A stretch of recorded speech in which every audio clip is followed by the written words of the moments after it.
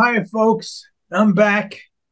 Today, I'm going to have a guy on that probably a lot of you won't recognize the name because most of you are horse people. But for the mob stuff, you'll all recognize him.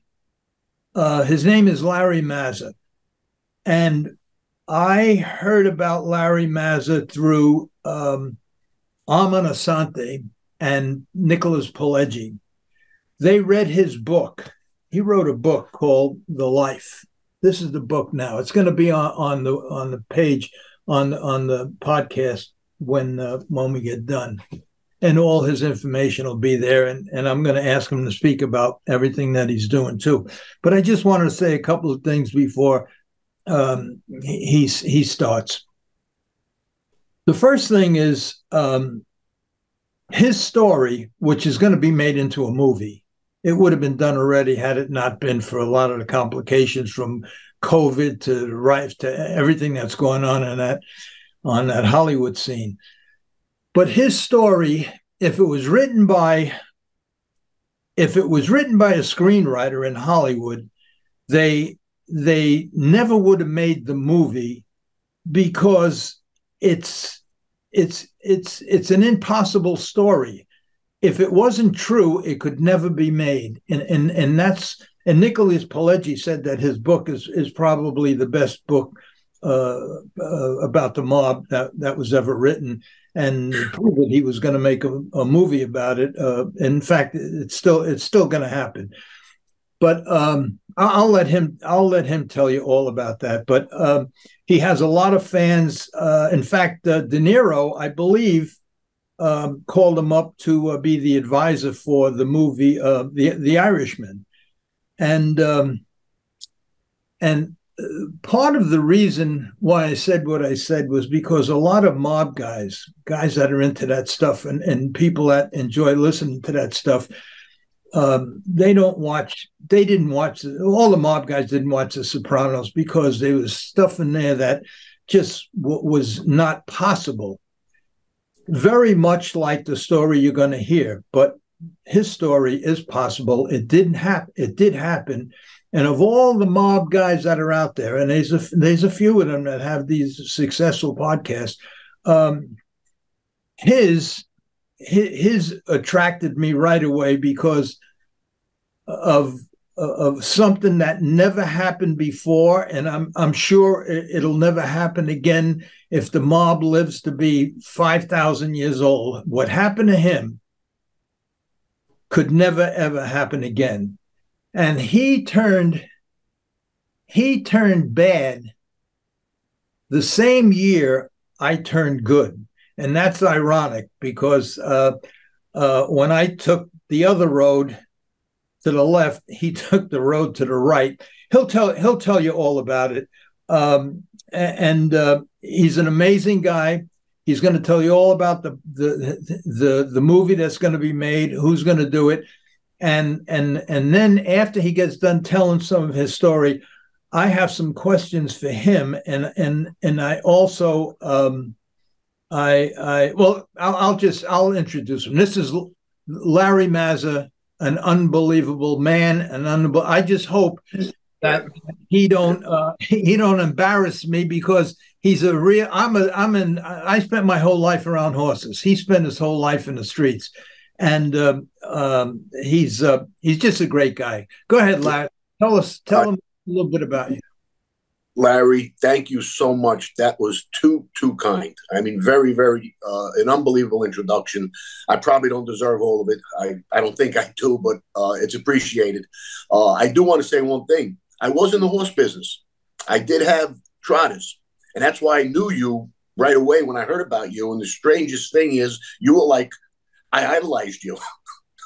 Who did you have? I didn't know that you had. Who'd you have? Yeah, well, if you remember the Buddy B stable, Buddy Scarpa had a freehold. Yeah, that was Greg Scarpa's son. That was Greg Scarpa's son, and he was a driver. He was a very good trainer, good driver. He was a good horseman. His father was his biggest obstacle. But so I did. I owned about 4 or 5 horses, trotters, And we used to go to the Meadowlands and freehold, weekly, more than that, probably almost 3 times a week, watching our horses, or just to spend the night at the track. I got to know a lot of the horsemen. I got to know Cat Manzi, Gagliotti. Who's the other one? I still talk to Robert Vetrano. You remember Bob, right? Sure, of course. We're good friends, and we talk on the Facebook all the time. Yeah, well, let him know I'm on your show, and he'll certainly check it. And everything you said was, unbelievable.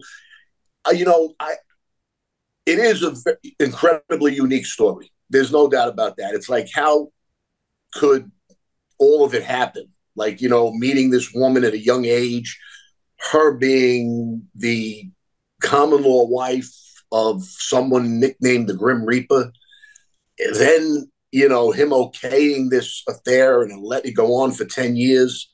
You can't make it up, but never say never. I mean, never say never again, because who knows what strange things it could never happen again. Yeah, I mean, you're probably right.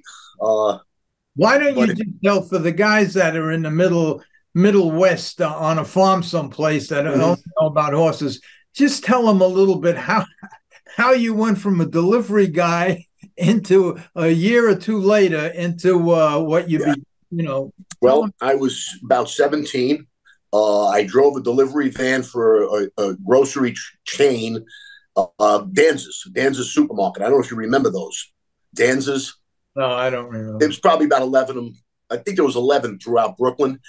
And one of my jobs was to deliver groceries, big orders, to houses and where people live. And one of the houses, I met this older woman. I was 17. She was about 30. Her name was Linda. And right off the bat, you could see there was an attraction, but I was in awe of her. She was a very beautiful girl, but older. And she dressed real nice and had the jewelry on and the fur coat in the winter. So I was sort of, I noticed. And little by little, she started coming on to me. And eventually we had an affair that went on, like I said, for almost 10 years. And at the beginning, it was highly secretive because, after a few months, I knew she was married. Then a little bit later on, she started hinting to me that her husband's a very influential man, but he can do things for you. He can help you in life. And I'm saying to myself, you got to be kidding me. He's going to help me. I'm sleeping. It doesn't make sense. I'm a child. But eventually, she got me to meet him when they had this company they were opening up that I was going to be the sales manager for. And I met him and became friends with him as I worked for him in this company. And as time was going on, the closer I got to him, the more guilty I was feeling now. He was confiding in me in lots of different things. I was meeting other important people in that life. He let me know he had another family in New Jersey and another wife in Vegas. So he had 3 wives. I'm not sure if you said who it was yet. I'm gonna, I'll lead to that. Well, I'll say right now, Greg Scarpa is his name, and he was a heavyweight for many, many years in the Columbo family. He went through all the wars, the 3 wars. Highly respected, highly feared.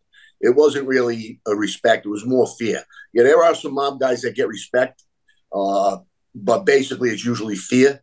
And with him, it was all fear. Nobody was going to cross him. He was vicious, killed kids, eventually killed a woman later on that the family asked him to do it. So he was really, I said this in my book, if you put a picture in the dictionary under gangster, it would be him. This would be the guy that, would perfectly describe a gangster, more so than Al Capone, I think. But I was very young, and I got closer and closer to him. And little by little, he brought me into the rackets. And there's a whole bunch in the book. If you read the book, you'll see that happened in between. It's not like he just says, okay, become a number runner. The company I was working for him with, there was an explosion in the warehouse. And I believe now, as I know everything more, he probably got fed up with the business and did an insurance job. But now there was no more company. At the time, I was on the fire department list to become a fireman like my father. And that was out the door now. So a lot of things happened. He offered me to help him with the numbers business. Now, the number business, most people understand, it's just like the lotto in a 7-Eleven. You go in, you pick your 3 numbers. It's clean. People pay right up front. There's nobody gets hurt. But that's how the door cracked. I got good with that. I learned ways of finding spots where people played numbers. I learned ways of increasing interest. I went to OTB, which was a big spot for me, the off-track betting. Obviously, there's all gamblers in there. Then I started taking horses because, as you know, OTB used to take out a percentage. So I told that, the guys that we knew, the neighborhood guys, that we would pay them full track price. So why bet with them? They started betting with me. Then I brought football tickets, parlay cards. They started betting those. Then they asked, can I bet straight? How can I get in touch with you if I want to bet 500 on a game? Next thing you know, I had 3 phones. And it got bigger and bigger and bigger. I got really good at it. And Greg saw that. So he put more and more on my plate. And I got highly successful in the gambling business. But that's how I got in.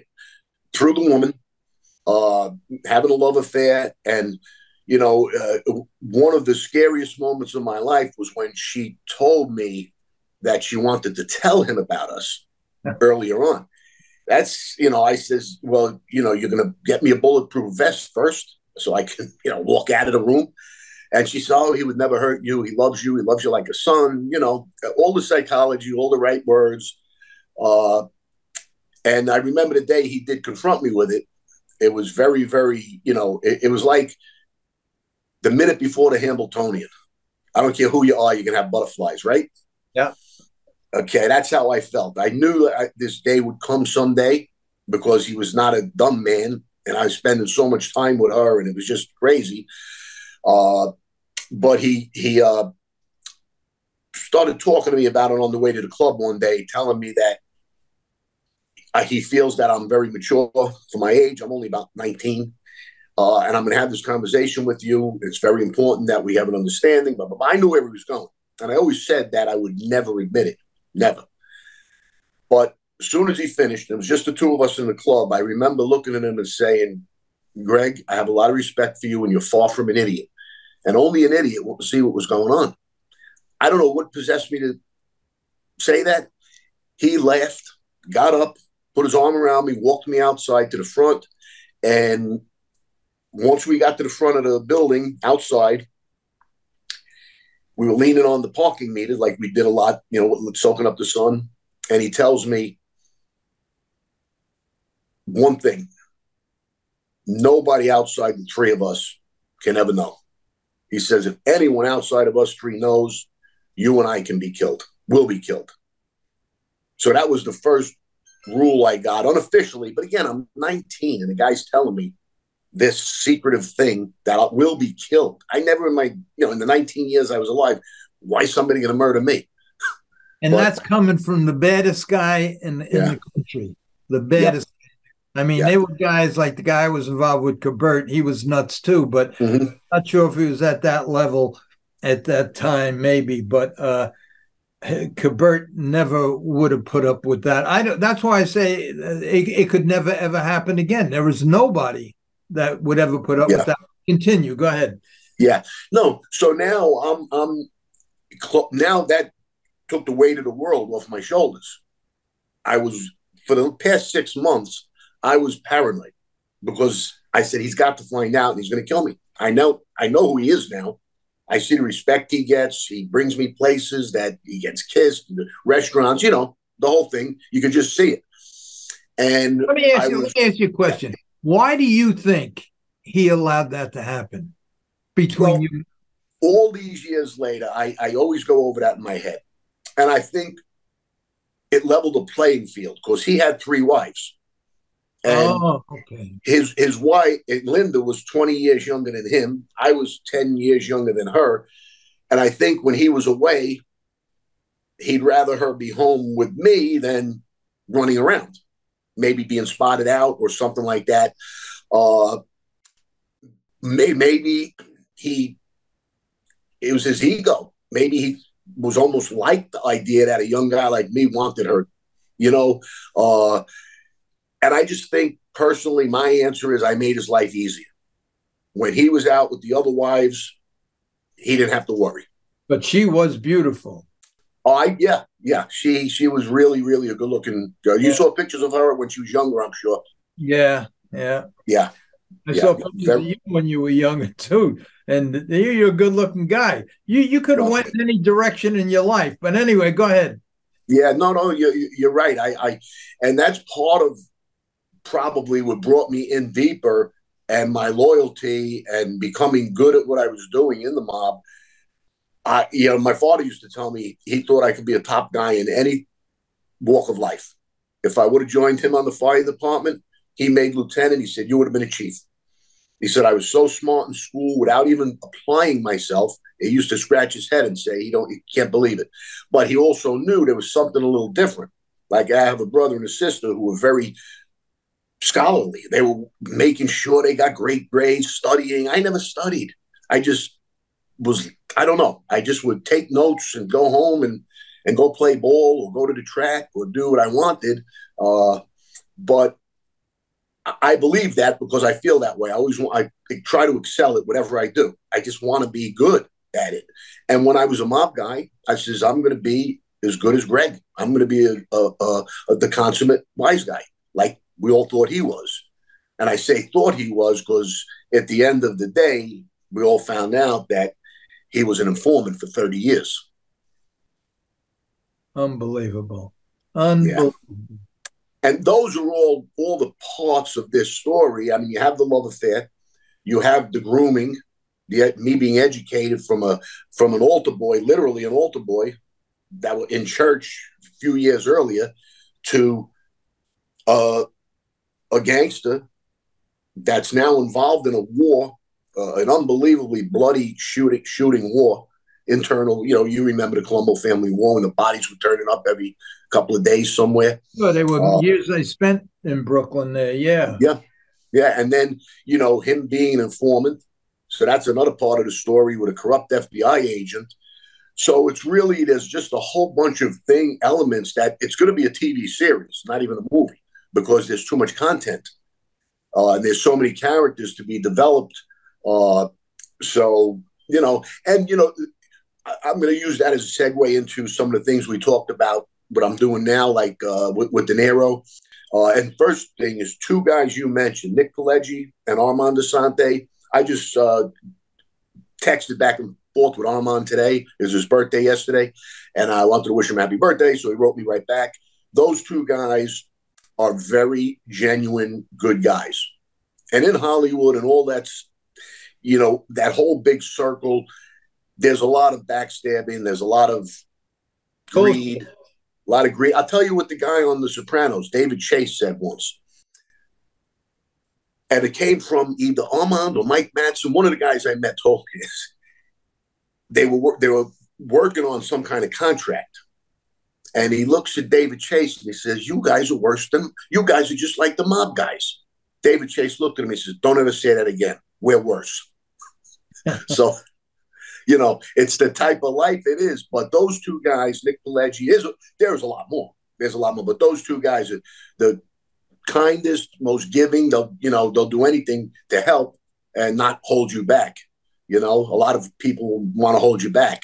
But I've been blessed as far as that. The book was well received. He said I wrote a classic. Nick Pileggi, Armand Asante put an incredible testimony on the back page. De Niro told me several times it was terrific. He kept asking me, did you do that yourself? I said, I swear to God, I wrote the book. I was good in college. I got an A in writing. I enjoy writing. And Nick Pileggi had me at his house, the one in Central Park, the one in Beverly Hills up in the mountain, beautiful places. and was always helpful. Up there in age, so he's not as probably as driven, but he'll help and do what he can. But he told me a while back, maybe 2 or 3 years ago, he says, "What do you want me for when you got Terrence Winter?" So Terrence became a partner in the Mob TV with my production partner, Joe Paletto, and he. But I had said, and I says, "Nick, you wrote 2 of the best, movies of all time in the mob genre." I said, "Who wouldn't want you?" But I was really touched for him to say the things he said about the book. Terrence Winter said it may be the best mob book he ever read too. And that's just incredible to hear from 2 guys like that. They don't have to say that to me. I mean, now let me just I'm say, humbled and proud. The guys that you just mentioned, I had the opportunity to sit with them, have dinner with them, and meetings with them. And everything that you said, they said the same thing, only 10 times more positive stuff about you. Unbelievable. And it was the dinner, there was the luncheon I had with Amon Asante, because there's a part in because they're going to make a TV series about me too. Barry O'Brien, the guy who writes for Law and Order, he contacted me. Mm-hmm. But Amon, I asked Amon when we had lunch that day if he would play the part of Kabert, one of the New Jersey duplicate of your guy, Greg. Right. And he says that he would. He also mentioned you, and then that's when I got a hold of you, and I said, absolutely, if my thing happens, you will definitely be, wherever you want to be. Yeah, that's incredible. I appreciate that so much. Well, you deserve it. Not only do you look the part, you talk the part, you know how to act the part, and you already been in a few movies already. So yeah, that, and I was in a lot of documentaries, and I did the talk show, so I'm comfortable on camera. I remember my lines, and one of the shows I did was called The Perfect Murder. I played a corrupt ex-cop that worked for Tony Spilotro, who's Joe Pesci's character in Casino, the real gangster. And I was an ex-cop, corrupt, and I was suspected of murder. And when they gave me the script, one of them said, "Change any words you want. We want it to be authentic." And it was really written by a guy that probably never even met a mobster, or he just didn't. The words were all not right, and they knew that. That's why they said, and they said I was the best part of the whole show. They said I stole the scene. I mean, they started building me up too much. I said, "Do me a favor, don't call me for Hamlet." I said, "You want me to play a corrupt cop, a gangster? I could do it because I don't have to act too much. I'll remember the lines and I'll be myself." And they liked that. They said, and De Niro said the same thing. He said, "If they hold you to that script, they're cheating themselves. Otherwise, why bring a guy like you in?" That's why he wanted me to be his technical advisor or consultant. And there's probably about a dozen things that happen in that they changed because of things I said. There was a scene where they were sitting around in a steam room. Oh no, the second scene where after the steam room, now they're sitting down waiting. They got to meet Jimmy Hoffa, and this is never be late and make sure you're on time. So they're filming me talk about this because even though I didn't get that part, the guy that did get the part was following me. And at the end, what they were doing was spiking watermelon. And the last line is after they say he doesn't drink and he doesn't like watermelon. So the last line, he's spiking the watermelon, and I added, he doesn't like watermelon, but I do. They see me spiking. I took a piece of the water. They left that in there. I said I really made the audience understand what was going on with this watermelon. But I told them there's a great line when he asked me where we get rid of weapons after using a weapon. So I was kidding around at first, but he's listening to me. I said, we'll climb up on a roof. We'd break the gun and throw it in the chimneys. He did that at The Godfather, remember? Yeah, So, yeah. yeah, but obviously we don't do that. Then he caught on, he laughed. I says, no, a lot of times we'll just go to a bridge, like over the Rockaway Bridge or even the Verrazano Bridge at night, there's something. And I said, there's one bridge along the Belt Parkway. I said, if you sent a scuba diver down there, you could probably start another war with the weapons. And he changed it slightly. He said, you can arm a small country for a war. Yeah. Something like that. I lived there for a while. I traveled that way for a while, but unlike yourself, I was on the fringes only because of my sick addiction, gambling addiction, which we're going to get into with you a little bit later because the questions I want to ask about that. When I got tired of listening to politics, and I started listening to YouTube, and all of these guys, they all have great stories, but they're all basically the same stories, and that's where you stand out. But they're trying to get what you already have, movie deals, and I can't understand why any producer would take Sammy's movie or Dominic's movie or anybody else's movie. Anybody that has a podcast, they're all trying to get movie deals. Right. Maybe they will, but yours not only did you do everything that they did, and probably in more dangerous situations, but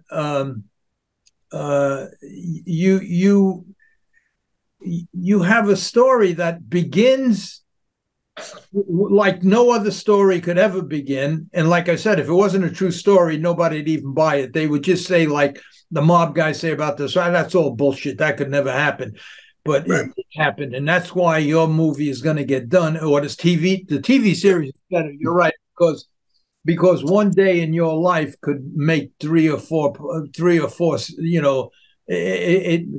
days in your life could make a whole year's eight episodes, just thing that happened and how it happened. I don't expect you to talk about the things that you did, but I can tell the people that are listening, it was something. You'll see it in the series. And I wanted to ask you. Let me say something there because you made a great point. We didn't necessarily promote this as a mob story, although obviously it is. It's going to turn into that, but it's a coming of age story. It's like you said, I was a good kid. It's about decisions, and making a bad. Well, my father himself said he don't know if he could have turned down what I was doing with Linda. He says, and he's a legitimate guy, a lieutenant of the fire department, wonderful man, may rest in peace. But he said that, and a lot of people said, I don't know if I could have turned it down. So that's that human element.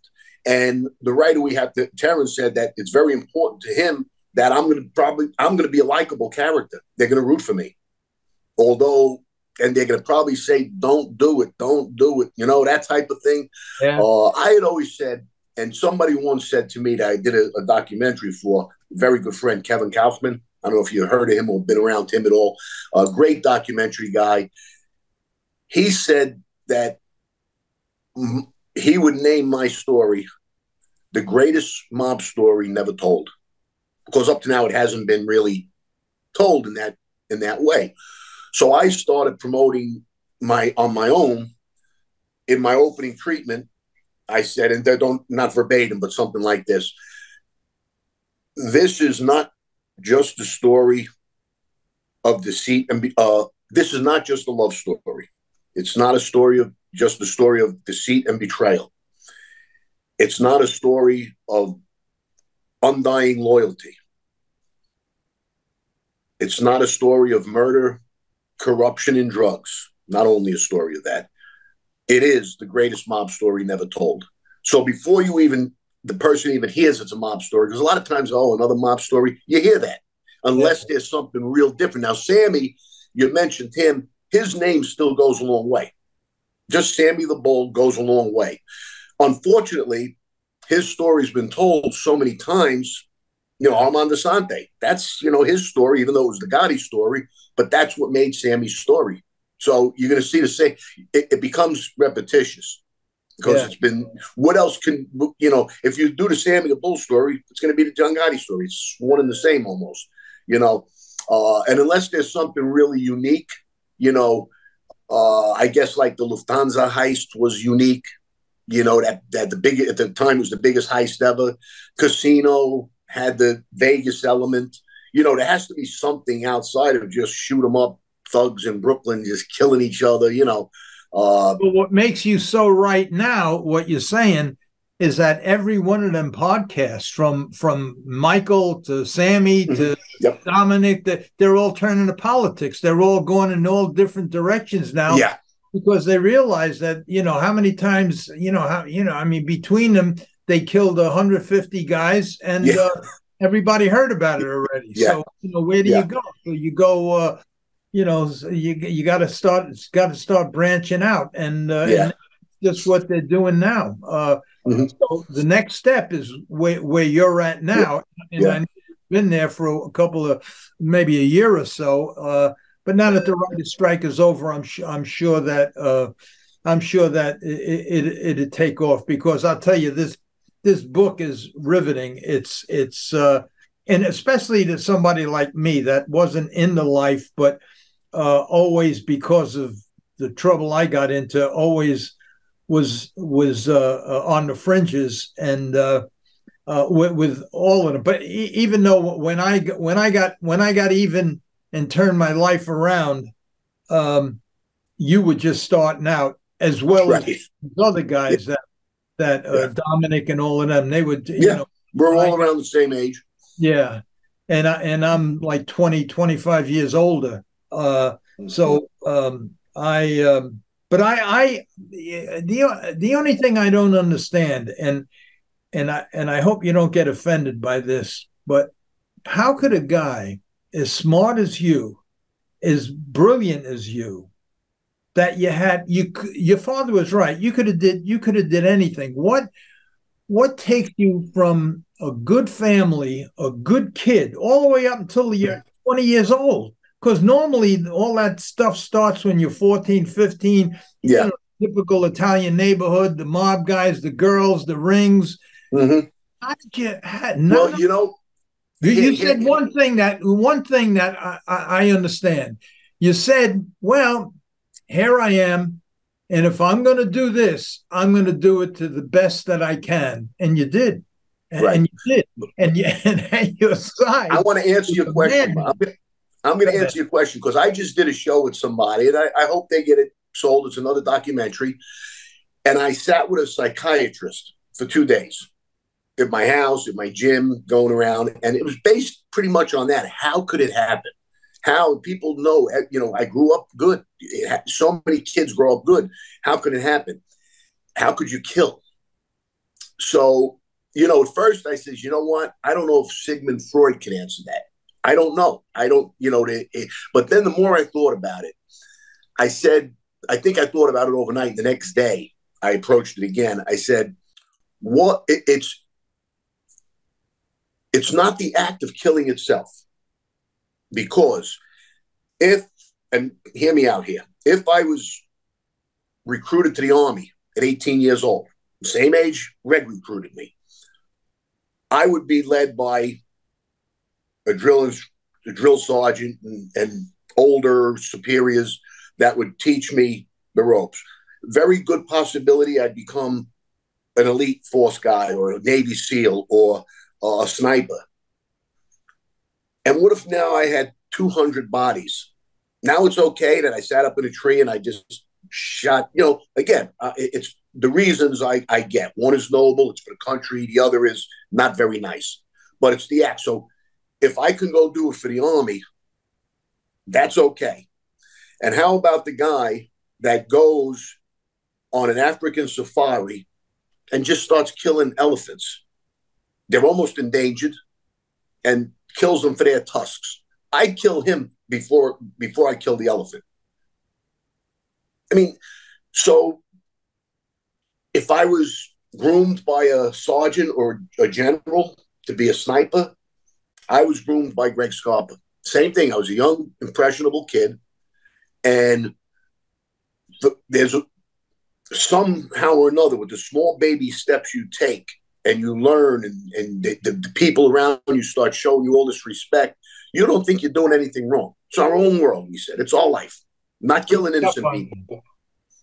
It creeps up on you little by little, Yeah. by little. Yeah. And then and the other thing I've been saying a lot, people, you know, the movies, they tell you got to kill your best friend. That doesn't happen. I'm not saying it never happens, but they're not going to come to me to kill Jimmy. Why are they going to do that? They take a chance of me and Jimmy teaming up before, you know, and that's a good possibility. Before I kill my best friend Jimmy, we may go take the guy out that wants it done, you know, especially years later on in life. There's enough justifiable hits in our world. If a guy's selling drugs, if the guy's selling drugs by the school and we beat him up 3 times and he keeps doing it, and they tell you, put him to sleep, you know, you justify it. You're saving kids' lives. So those are the type of hits you do early on. Then it gets more vicious. Now it becomes money, or it becomes power during the war. But during the war, it was kill or be killed. You know, I was getting threatened. I was getting shot at. I was being chased. You know, it went both ways. And at the beginning, and Terry Winter, when I was talking to him about, you know, the book, and we were doing a formal interview with the tape recorder and all of that stuff, he could see the difference when I spoke about my youth, my family, going to school. Later on, when we start talking about the war, he says, now I see the gangster. That a guy threatened to kill me, and I wasn't going to sit back and wait. But we went and we got him first, you know. And I was cold-hearted about it. And I told him, I said, I don't have any regrets on that one. The guy told my Uncle Albert, who's my mother's brother, my flesh and blood, he's going to kill me if I don't come over to the Vicarina side. What did he expect to happen? Did he think I was just going to go hide under a rock, especially with Greg Scarpa as my partner? We made him the #1 target, and that's Nicky Black. It was a historical hit. And we got him first, you know. And I really, like I says, I could sit here and say, I mean, I regret being in the life and allowing myself to get in that position, but I can't say I regret that moment in time, because it was a reality. It's like killing a cockroach. It had to be done. Yeah. Well, again, it was, if I sat back and waited, he might have pulled up on me one day, you know? Did you ever get close? Did you ever get shot? Oh, yeah. They were pinging around the car constantly, you know, but I was smart. I would duck behind the thing. Greg he'd still be out the window shooting back and forth. And when they started returning fire, I got behind the door, you know? He got his eye shut out once, right? Well, that was later on. Yeah. That was a ridiculous moment for us. You know,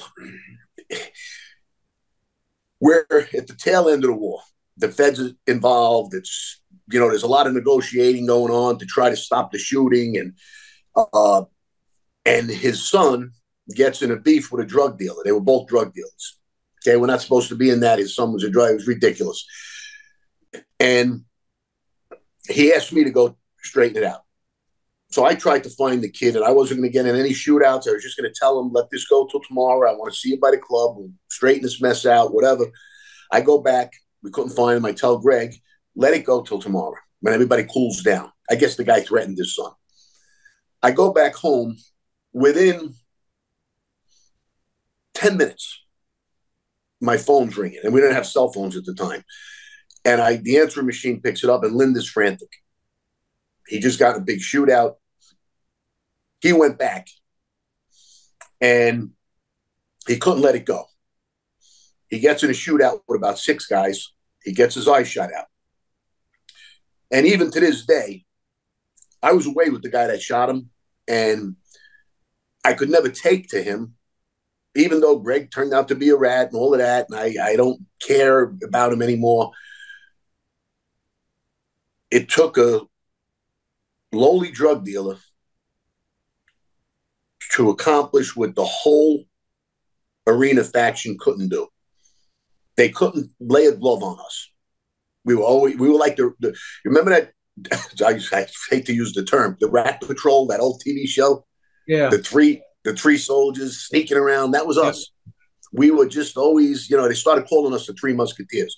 And we pop up when they didn't think we'd be there, boom, one of them would go. And this went on for months and months and months, and they couldn't get near us. There was some shootouts, don't get me wrong, where they'd return fire and whatever, but they could never really walk up and take one of us out.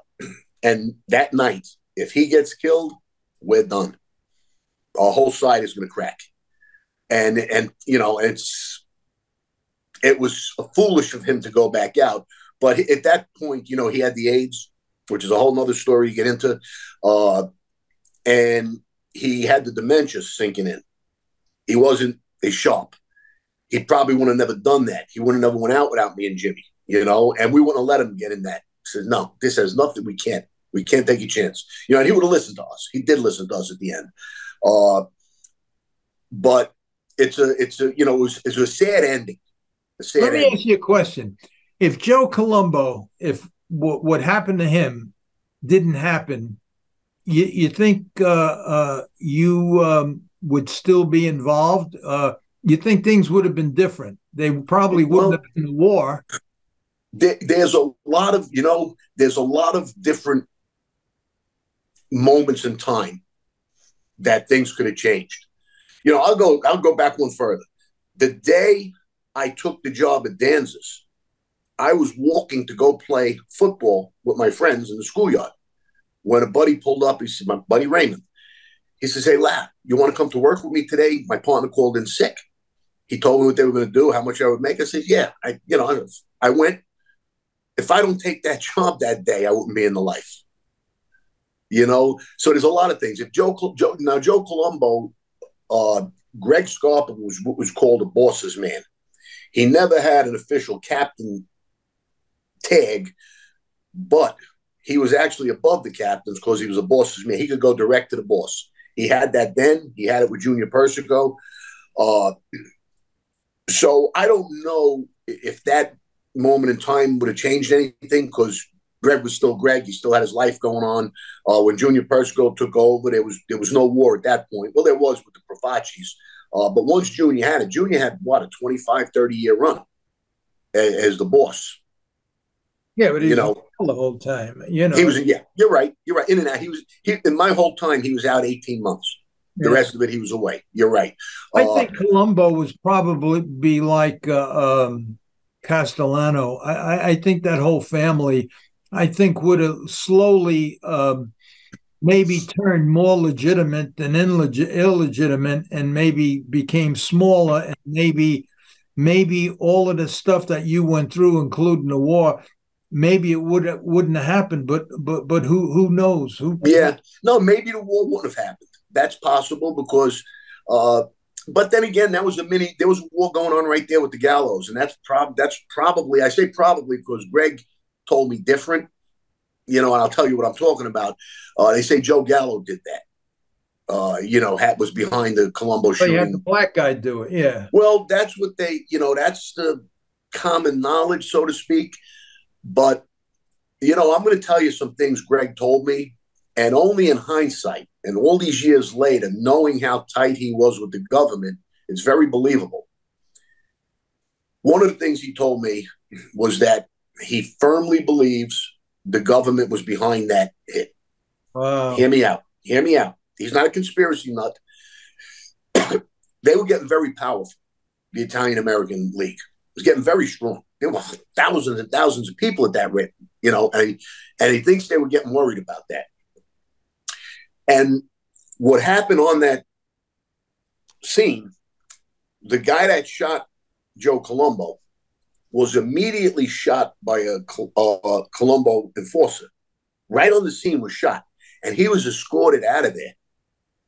There were cops all around. They're not going to, they're going to arrest that guy. They know who did it. He never got arrested. And a few days later, he got straightened out as a reward for what he did. The family made the guy. But why did he? It was in front of police. He never got arrested. So there's more to it. There's something strange. I heard that. I heard that there was somebody in the government or in law enforcement went to Joe and said, "Listen, you made your point. Back off. Back away from this." And he didn't. He was brazen because he was getting powerful. He enjoyed it. Yeah. Right. So now another thing Greg told me later on, if you remember, well, you remember better than I do, when Bush won the Desert Storm War, he's a hero. He was like a 40-1 favorite to get reelected. I remember this during the summer because I was a bookmaker. We had the line out. There's a line on the president race. People bet it all the time now. And got closer to September, towards the end of the summer, and, the elections in November. I'm sitting on the couch with Greg, and he tells me, I guess Bill Clinton comes on the news on the TV, and he points to me and says, "That's our next president right there." And I looked at him. I says, "How's he going to beat Bush? Bush is like 40-1. He won the war. Everybody loves him." By November, it was pick'em. I guess this guy came out with the no more taxes, read my lips. They got him all kinds of lies, But he knew. Greg. Then, years later, he tells us, get rid of our $100 bills. They had a plan to call in all the hundreds, tax people on them again. So if you had stashed 100,000 in hundreds, you had to turn in those hundreds because they were coming out with the new ones, the blue ones. Yeah. And I remember everybody getting rid of their hundreds. Then this new bill comes out with the stripe on it, which there's something to that stripe. It's more than just a counterfeit thing, because I was told, too, that they can drive by your house, and if they have a certain scanner and you have those hundreds in there, it's going to beep. I mean, I don't know how far it goes. But what happened was he didn't get, I guess, he didn't get two straight. He didn't win again. I guess that who came in after Clinton? Bush, the son. Yeah. Okay, now the Republicans took it back, and that sort of went back on the back burner. But then Obama comes in, and that's when the new hundreds came out. So there was a plan. And even now, you could see they're trying to do away with money and just use, credit cards, make everybody equal. But let's not get too into politics. We'll make enemies, and we don't need to make enemies. But Greg knew these things. He knew these. He also knew one day when we were going to get raided. He says, "Don't bring anything into the club. Don't bring your list, your Shylock list. Don't bring this. Don't have a lot of money. We're going to get raided any day." You never picked none of that stuff up. You never. You know what? Here's the thing. And I talked to his son, a couple of times a week. He finally got out after 33 years, the kid. And, we say there was things that were happening, but we see what a vicious killer he was. And you could never believe the government would condone it or partner up with him. It's hard to believe, with the, and nobody's going to say anything to him. He shot a guy right in front of me once that supposedly called him a rat. And that's a rule. If you can't prove it, somebody calls you a rat, you could kill them. Nobody's going to do anything about it. You got the right to kill them. Now if they prove it, you're going to wind up getting killed. So anyway, but I'll give you a story that Gregory told me. This is Greg Jr., the son.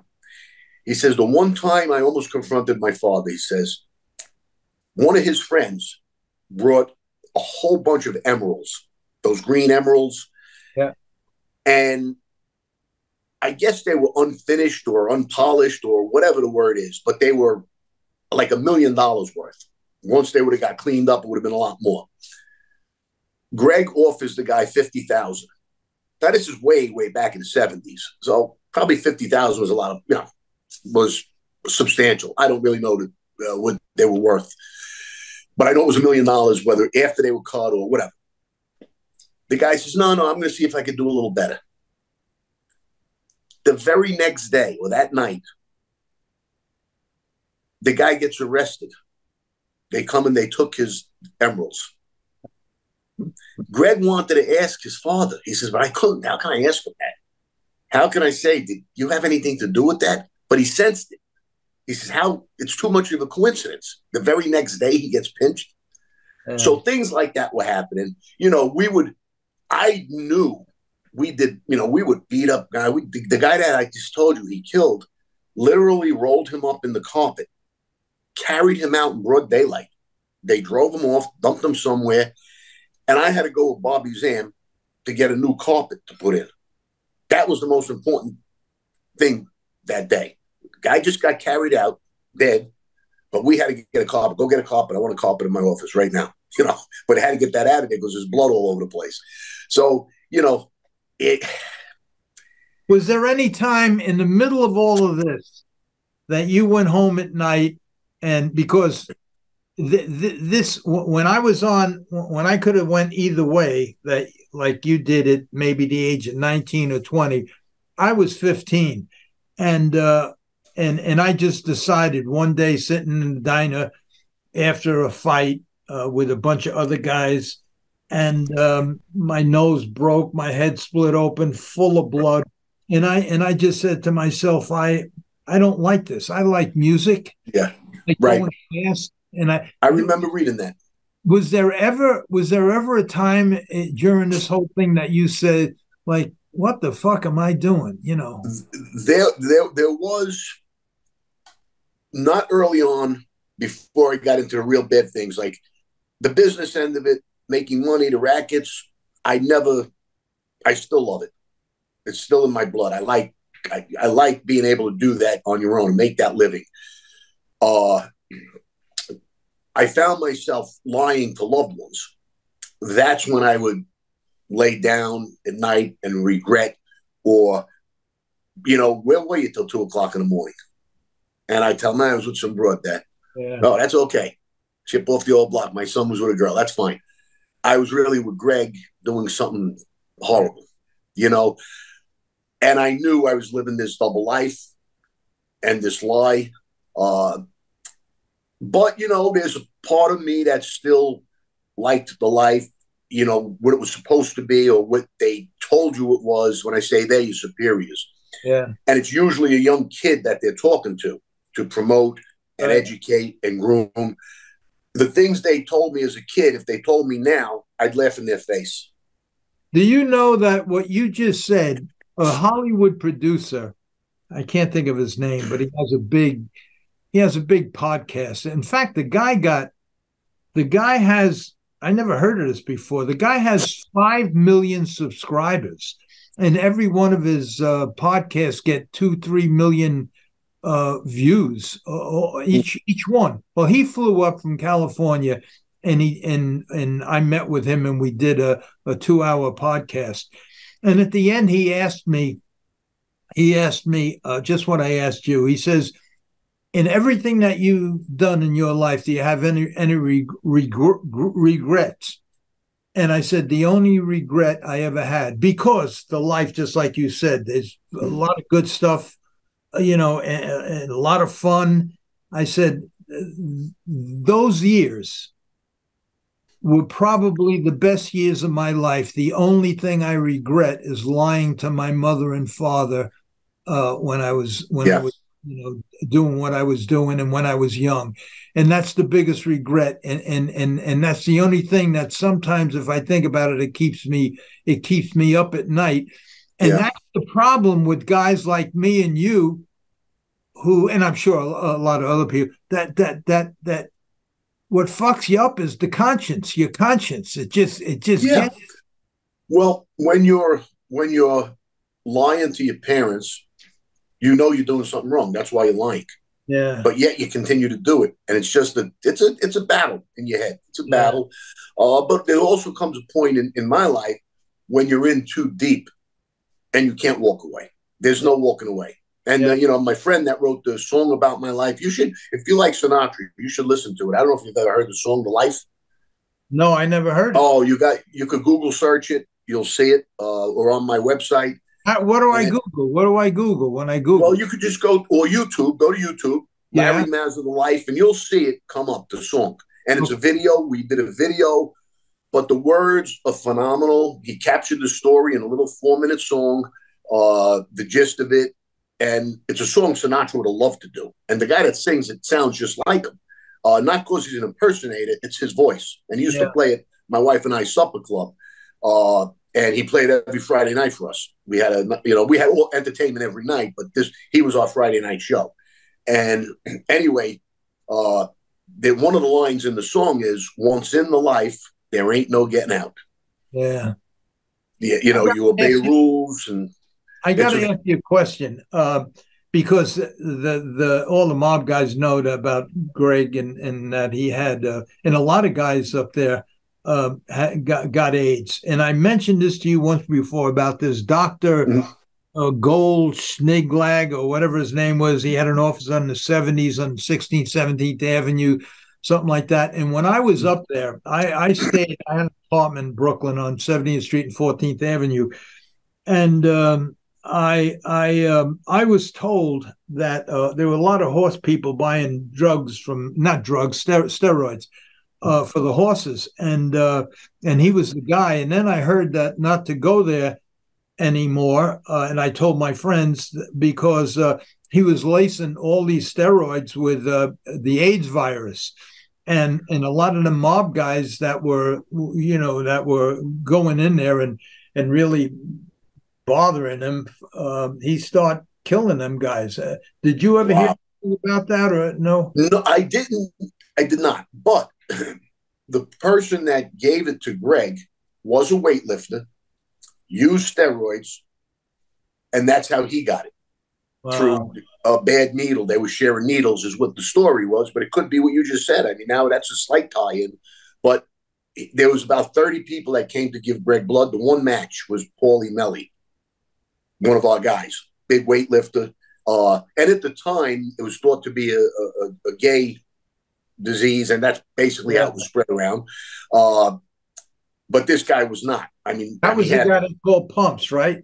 Yeah, he was actually a ladies' man. He was a good-looking kid. He's built well. He always had a beautiful girl on his arm. Went out to the finest restaurants with these girls. So I mean, it's highly unlikely that he got it, but they said he got it through the needle sharing steroids. So that's a great little movie right there. That's a diabolical doctor. Yeah, they said that my friends told me that stay away from the place, don't buy nothing from there no more, because all of these mob guys, the weightlifters, all of them guys, they were starting to really muscle this doctor, really abusing him, and then he just started doing that, then he said he moved away. Nobody knows if he's alive or dead. He just disappeared one day. And that was the end of him. Now I have to tell you, I got to ask you another question. About 2 years ago, I saw you on the that guy from up in Detroit there. I forgot his name. Gunner. Yeah, you were doing. He's another character. You were doing a podcast with him once a week, handicapping horses and everything. And I wanted to call you so bad and say, please, if you're making some money on the side or whatever, I didn't know if you were booking or I had no idea what you were doing, but just stick to football. At least if you're going to bet, if you're going to take the action, stick to football. But can I tell you something? What? Doc, put my money where my mouth is. I put these things out there, and I've gotten people calling to do it again because I helped them. They never won. All of a sudden, they were hitting winners. Not all winners, but my percentage is fairly good. But listen to this. I would handicap Friday and Saturday night Meadowlands because of the best, really the best of the bunch were running on those nights. And I can't believe a horse I gave on the air, and it's totally legit. He was the one horse, and I want to say the name of the horse was something like Robert Stevenson or Stevenson, something like that. And I knew the horse the previous year was running with much better company. He was facing some tough horses. I said, he's been out a long time and typically give him a race or two, right? That's the usual. But I said, you know what? He's 12-1 from the rail. I says, he's worth a little bet. I mean, I don't know what you bet. Put $2 across the board, 10. The horse paid $120. Oh, I forgot to bet it myself. But well, when I looked the next day, I was like this. I said, you got to be kidding. I couldn't get over it. But yeah, that's a fluke. That's dumb luck. He obviously didn't look that good on paper for how do whatever. you have enough time in the day? I know you have a gym. I know you're a Yes. personal trainer. I know you do the handicapping. I know you're doing. And I do it old fashioned. Look at that. I don't know if you could see that, I but I got see all it. kinds I of. see it. I Yeah. see it. Those are all my numbers. And all these numbers are position versus position for all the college games on Saturday. I Oh, spend Monday, Tuesday, and Wednesday probably 4 to 5 hours a day in the afternoon rating the teams, position by position. Like, for instance, the quarterback versus the cornerbacks and the safeties. Now, could the quarterback run? Is he mobile? Now versus the linebackers, offensive line versus defensive line, receivers versus their, defenders. And I have a great rating system that in September and October, it's incredible, my win ratio. Then the line maker catches up because he can't spend all this. He's got to have the line out Monday. So there's weak lines early in the week, and the professionals are going to beat them. But as the season goes on, there's more and more info. The computers catch up, whatever they do. By November, mid-October, I got probably another 2 weeks or so, and then I'm going to be painfully average. But then I heat up again in the bowl games because the bowl season, it's like a whole new year. Teams that don't know each other, so you can beat the line maker again. But I enjoy it. It keeps my mind sharp. I did it for many, many years. But that's why I'm still doing it old-fashioned by hand. Everybody's telling me, I'll set you up on a computer. I said, no, don't thank you. I'm good the way I am. Do people call up and you give advice? Yes. I've got probably a dozen people that can't wait for me to send them my list. I do it every week. Yeah. And how does it work in case somebody wants to? Well, I'm not promoting it for marketing right now. But I have people that have known me my whole life and stay in touch. I would do the show again just to give out the if you want to do it this year with me, let's us do it. If you No. I mean, let me just say this. I haven't watched a sporting event since 1971. In 1971, I lost between what I lost in cash and borrowed over $2 million. But what I did, and I just did it last week. A friend of mine, Huey, who's been in that touting business since 1966. If you're too young, I think, because in the 60s, in the 70s, there was this paper called the Sports Inquirer. I think he had the whole back called Huey's Picks. So he called. I do remember that. You remember? He called me up, and he's good friends with me. He did me a big favor years ago when I was in a little trouble. And he called me up and he says, Larry, he says, I'm still, how you doing, this and that. And he says, I says, you're still doing the same thing? And he says, yeah. Now, so what I did last week on the podcast, in fact, it was aired already. It's podcast number 19. I said what really happened. So I said, people call me up because they knew I was had my obsession became an addiction, and it got me in a lot of trouble. And they asked me, how did you break out of? How did you stop this addiction? So on the podcast, I says, listen, an addiction, a gambling addiction, is not a substance abuse. It's not substance. It's behavioral, and it's in your DNA. And the only thing that can help that is maybe some psychiatrist that can try to change your mind, but it never happens. It never works. Therefore, I'm making it real short. Therefore, call my friend Huey, because you're not going to stop. For the professional, he needs no help. The social gambler needs no help. It's the sickies that 3%. And as long as you need the help, we know you're not going to stop. There's no program out there that can help you. 99.9 go back to gambling. I says, at least give yourself a shot. Call Huey. Maybe at least you'll have an edge. This guy does what you do. So it's fun. Yeah.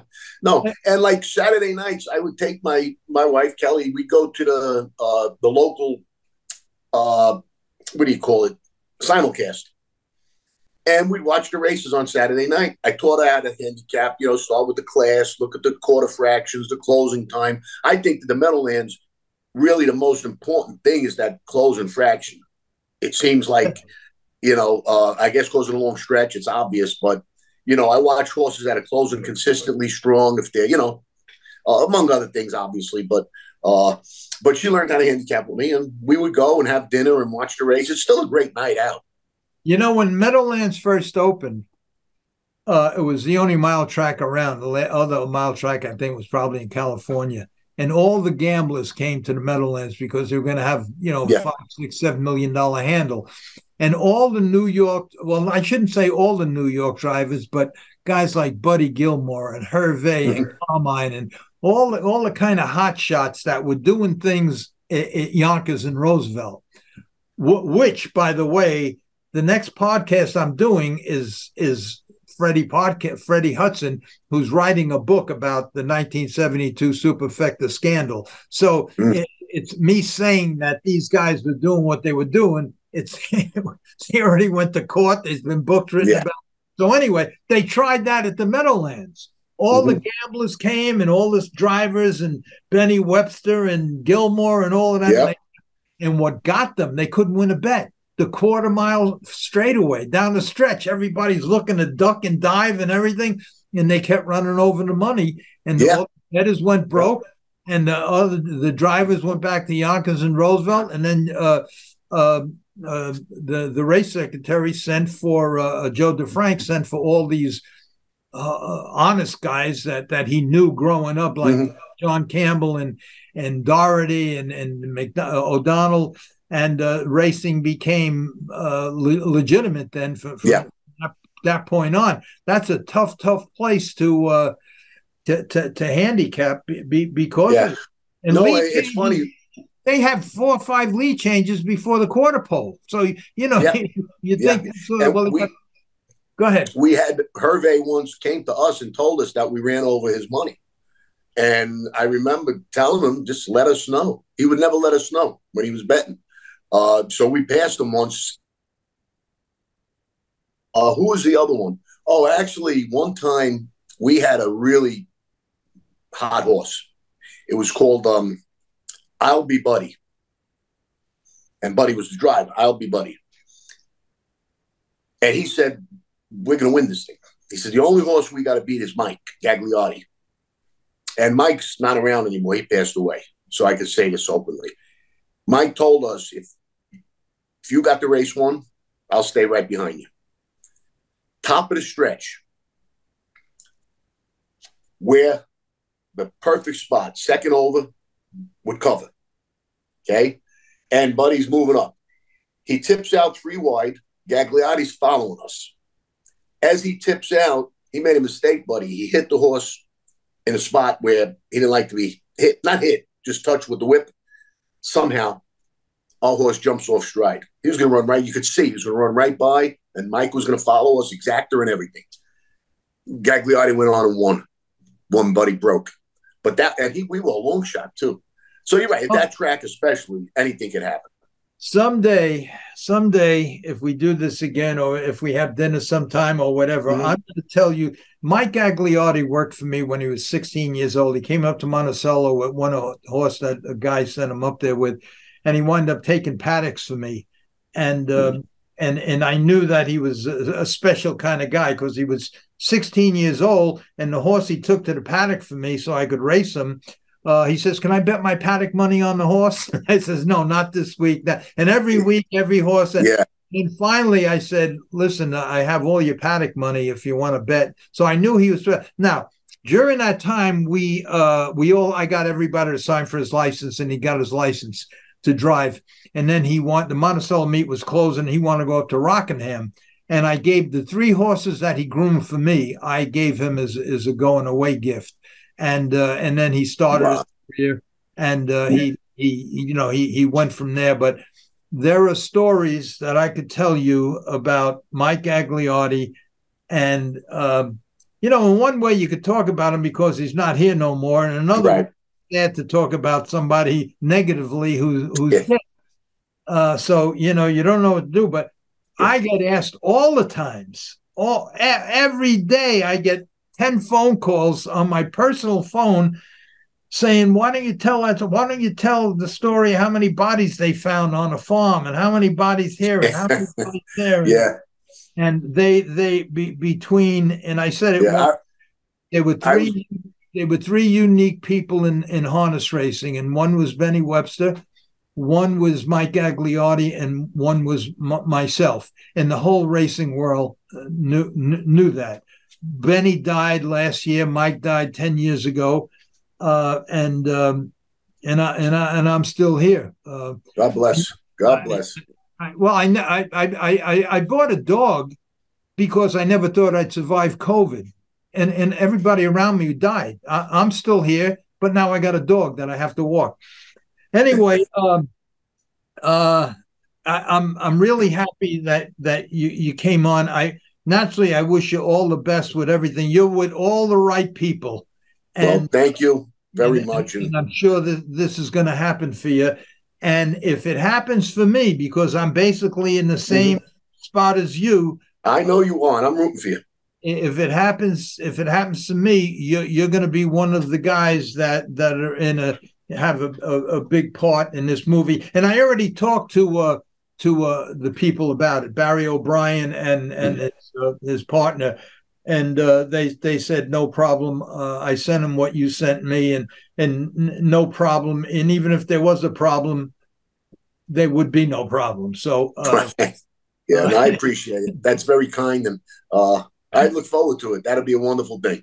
Well, I'm looking forward to meeting you in person. And you're still in Jersey? I'm still in Jersey. Yeah, I live right by the Meadowlands. I live right by the. I know that you had family down South Jersey. Yeah, I do. But a lot of times you stay, believe it or not, in Secaucus.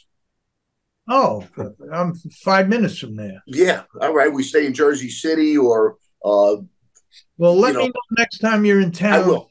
Absolutely. And I'm gonna on Tom, my friend here, is gonna put this book and all your information on this podcast. Well, I sign every book that goes out if you order it from www.larrymaza-thelife.com. But once it becomes a TV series, I'll probably pass it along to a publishing company because I don't know if hopefully I won't be able to keep up with it. Anything you want to say? Do you want to tell them about your gym or anything else that you want to let them know about? Well, no, listen, that's where I spend a good part of my time. Like you said, 5 days a week. It's called Sunset Fitness of Merritt Island. And I have family members that help me run it now.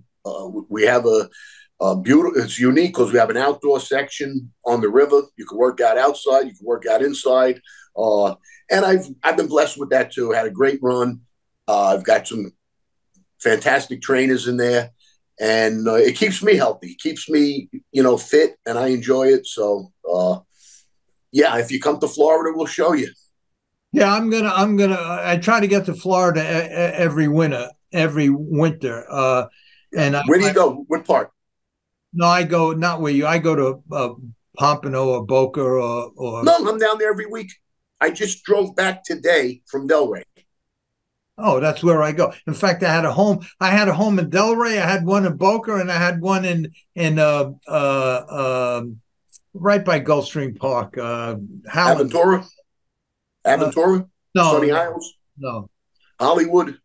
I had one in Turnberry, Turnberry. Yeah. I know it. Yeah. Anyway, Larry, I thank you very much for coming on, and I wish you all the luck in the world. Your story is unbelievable, and people who are interested should definitely buy your book. Just like Pelagie said, and everybody else, it's unbelievable. Good luck. Thank you so much. Invite me back. It'd be my pleasure to come and talk to you again. Okay, lad. I'll see you. Thank you. All right. Have a great night. Bye-bye.